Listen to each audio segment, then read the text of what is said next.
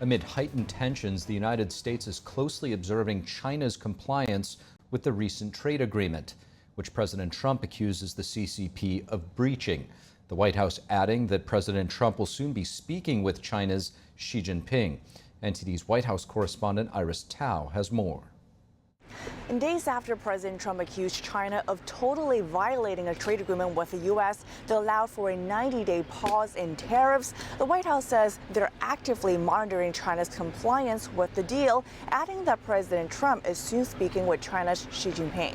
The administration is actively monitoring China's compliance with the Geneva trade agreement. I know the United States, on our end, we have complied with the terms that we set. And as you all know, and I know there's a lot of interest in it, there will be a leader-to-leader talk very soon. While China denies violating the trade agreement, U.S. Treasury officials made clear that China is breaking its promise to lift export controls on critical minerals, which are key to the auto and defense industries. They are slow walking the exporting of the critical minerals of magnets in particular that are supposed to be unlocked by that agreement. And so unfortunately, we are getting back to exactly the non-tariff barriers that we have been working with China on for years.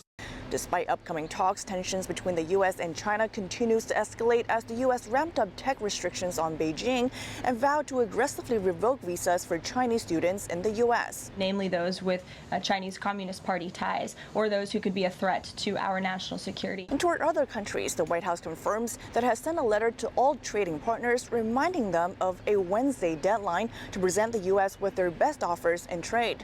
It comes as the administration is trying to complete trade deals before July 9th within the 90-day time frame set back in April. Another top priority for the president, getting GOP senators to back his big, beautiful bill, which has passed in the House. But a close ally of Trump's, Elon Musk, who just left his role at Doge as scheduled, on Tuesday ramped up his criticism of the bill, saying it will massively increase the already gigantic budget deficit, adding he just can't stand it anymore. The House Speaker calls it very disappointing, very surprising in light of the conversation I had with him yesterday. The White House, while acknowledging disagreements between Musk and President Trump, stopped short of criticizing Musk directly. The president already knows where Elon Musk stood on this bill. It doesn't change the president's opinion. This is one big, beautiful bill, and he's sticking to it. While the administration maintains a friendly posture toward Musk, President Trump on Tuesday sharply criticized Senator Rand Paul, who's among the few GOP holdouts, saying the bill asks for too much money.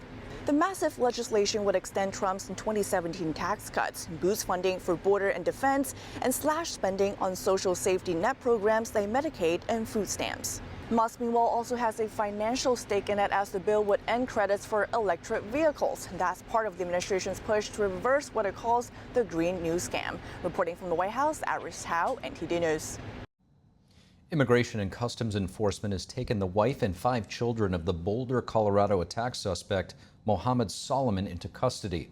Department of Homeland Security Secretary Kristi Noem announcing the development on X. Now, Mohammed's despicable actions will be prosecuted to the fullest extent of the law. But we're also investigating to what extent his family knew about this horrific attack, if they had any knowledge of it, or if they provided support to it. I am continuing to pray for the victims of this attack and for all of their families. The suspect charged with tossing gasoline bombs at a pro-Israeli rally in Boulder, Colorado, injuring a dozen people. Police saying the Egyptian national admitting that he had planned his attack for a year and that he wanted to, quote, kill all Zionist people.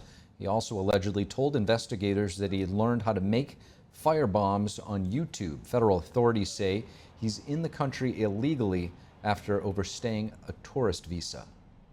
Ukraine reporting striking a major bridge connecting Russia to the Crimean peninsula. This comes just days after a Ukrainian drone attack on Russian airfields. The White House commenting today on Ukraine's attack. NTD's international correspondent Arian Pazdar has an update. Ukraine's security service posted this video saying it shows an explosion at a bridge connecting Crimea to Russia. Ukraine says it used over 2,400 pounds of explosives. They were detonated early Tuesday, damaging underwater pillars.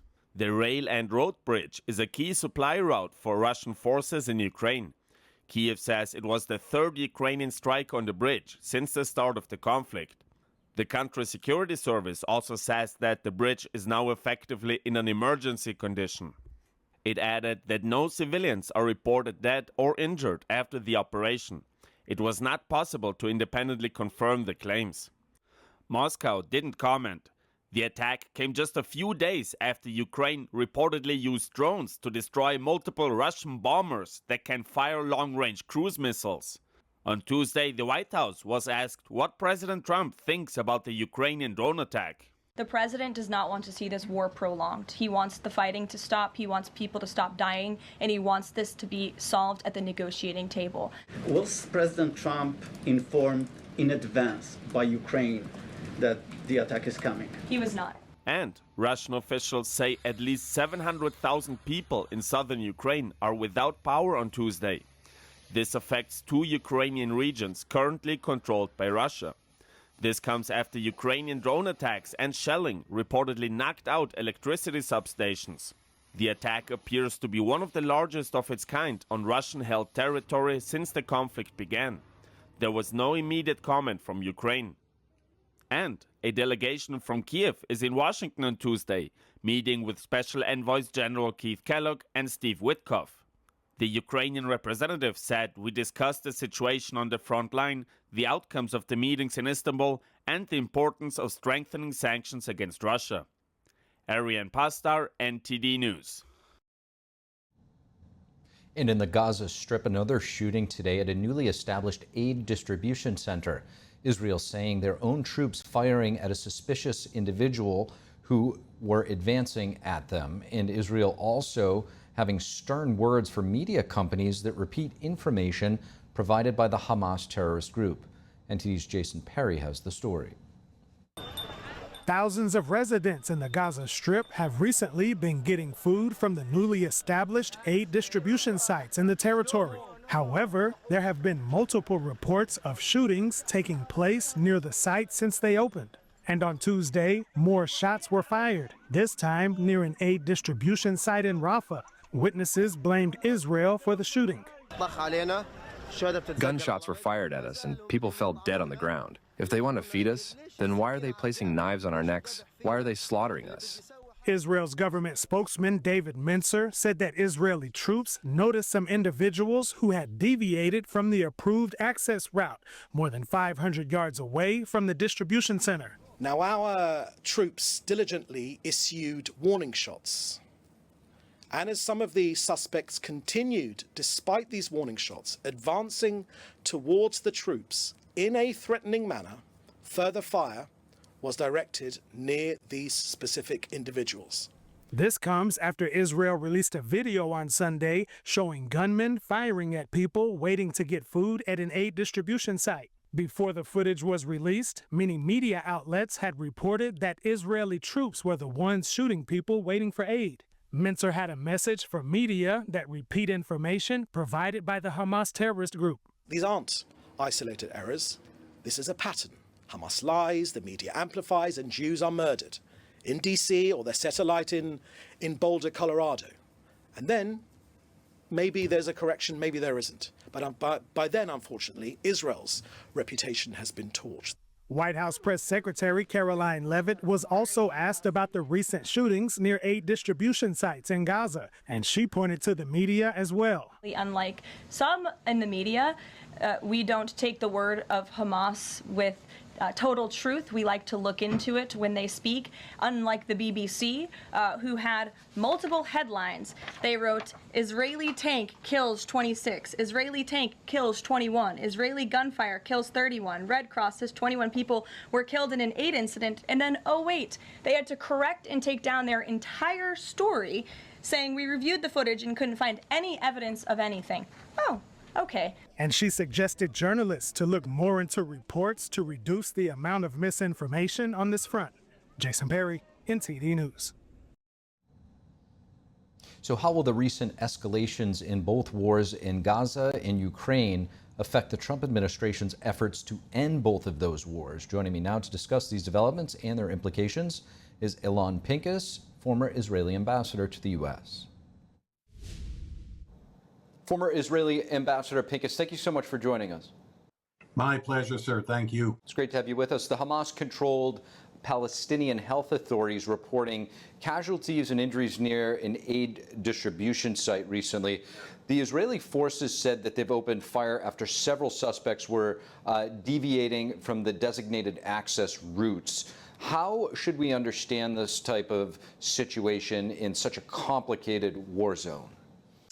Well, it's unfortunate. It's tragic, obviously. I don't know the exact dynamic or the exact sequence of what went on and who fired and why. But it was almost, that's the bad thing here. It's almost inevitable. You try and funnel in aids, irrespective of who funnels it and how, and you put people basically in cages, and then you have 100,000 people who are actually and genuinely hungry, and they come from all sides. And then you have a 19-year-old soldier who panics because he thinks he saw suspects, so he shoots. Someone shoots back, and then his friends shoot, and before you know it, you have scores of dead, and the entire world media is covering it, and Israel is embarrassed, rightly so, and the Palestinians don't care, and the world is agonized. It looks bad. There's no question about it. It looks very bad. And the whole idea of funneling this humanitarian aid, remember, Israel said that it will not allow the UN to do so, to distribute the aid. Israel refused for the better part of the last 20 months, since October 7, 2023, when the Hamas terror attack occurred and the ensuing war. Israel refused to engage in any post-war scenarios, and so it now basically owns the place. And so it befell on Israel to take care of this, and it doesn't look good, I have to admit. Hamas appears to have refused to accept the U.S. proposal to start talks of a 60-day ceasefire. The White House saying this refusal only takes us backward. At this point, what do you see as Hamas's strategy or endgame? Well, the sticking point, the point of contention here is the duration of the ceasefire. Hamas is asking for a much longer period beyond the 60 days that is the period specified in the Steve Witkoff plan. Now, Hamas is saying, from their point of view, I'm not justifying or advocating for them, obviously, but from their point of view, they are saying, look, we had an agreement in place in January that was mediated by the outgoing Biden administration and the incoming, then transitional Trump administration. That held until March 18th to be exact, until Israel unilaterally violated that agreement because it required to extend the ceasefire and end the war. And so that brings us fast forward to today. Israel doesn't want to end the war because ending the war now negates or deprives Israel of two things, of saying that we destroyed, annihilated, eradicated Hamas, and B, it will require a redeployment or a withdrawal from Gaza, two things that Israel does not want to do. As far as Hamas is concerned, they want the ceasefire to be extended almost, endlessly, because that goes to the heart of what constitutes victory. For Israel, since October 7, 2023, victory was defined as annihilating and destroying Hamas altogether and removing it from any position of power. If the war ends now, then Hamas's definition of victory, we're still standing. Yes, we've been decimated. Yes, Gaza is devastated and in rubble. Yes, we've been degraded militarily in a significant way. But hey, look at us. We're still standing.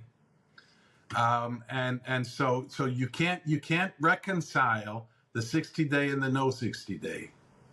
3 Israeli soldiers were just killed in Gaza, this while escorting a fire truck. How is the Israeli public feeling about the war right now? Very negatively. I mean, if everyone justified and supported the war and the immediate aftermath of the 7 October debacle, toward the end of 2024 and certainly in 2025, and even more specifically, since March 2025, when the ceasefire was violated, people fail to understand what are the military goals. They intuitively, those who are not dealing with geopolitics and foreign policy professionally, they viscerally and intuitively understand that there's no political end to this. There's no end game. Ukraine has just launched Operation Spiderweb, taking out a relatively large portion of Russia's air fleet. This happened with drones that were smuggled across country lines. Tell us what it ultimately takes, in your opinion, to plan and execute an operation like that. This was an ingenious military operation because those drones, they cannot fly 2,000 miles east deep into Russian territory and airfields. They needed to be brought closer. So they were smuggled in, apparently, in trucks across the Russian border. That means that people either cooperated, collaborated, paid off, were negligent on the Russian side.